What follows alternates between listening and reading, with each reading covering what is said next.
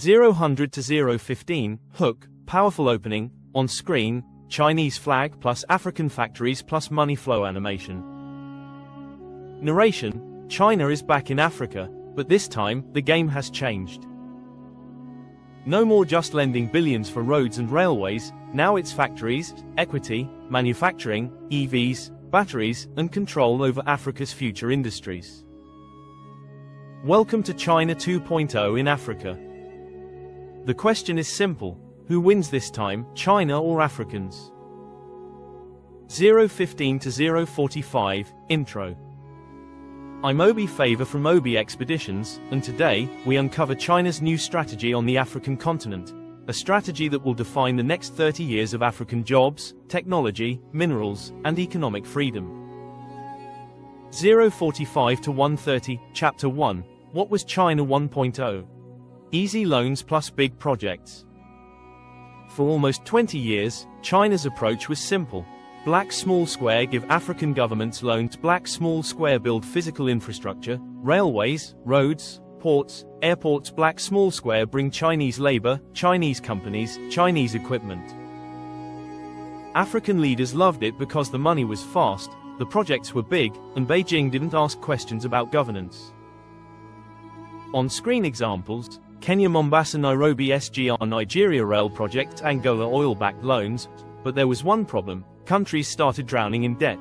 130 to 220, Chapter 2, Why China is Shifting Strategy. The debt era is over, Africa owes China over $130 billion, and many countries can't repay.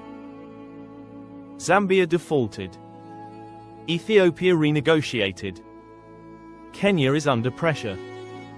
So China said, enough. No more risky loans.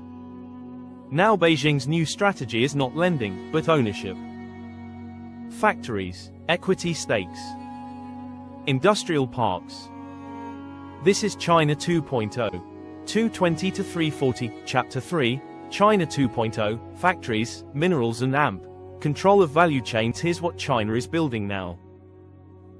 Small Diamond 1, EV and AMP, battery factories in Africa. Because Africa has cobalt, lithium, graphite. The global EV boom depends on Africa.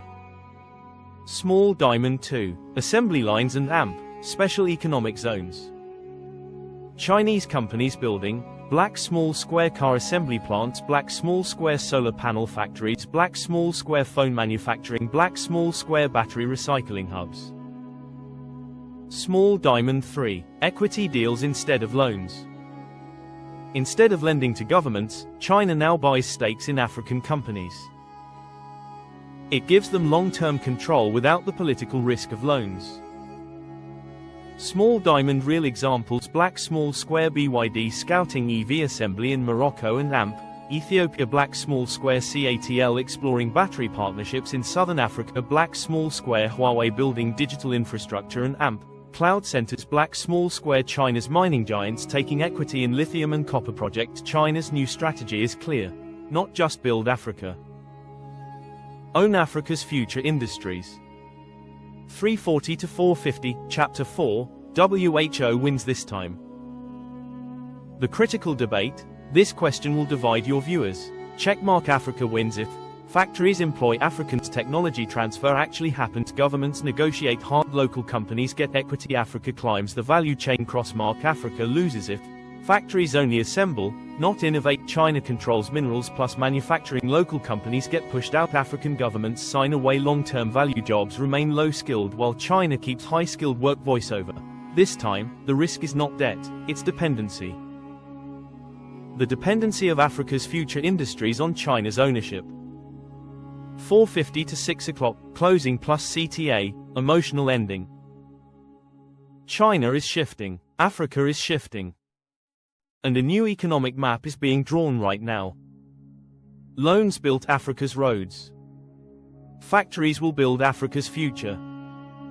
But only if Africans negotiate smart. The question is, who will capture the real value this time?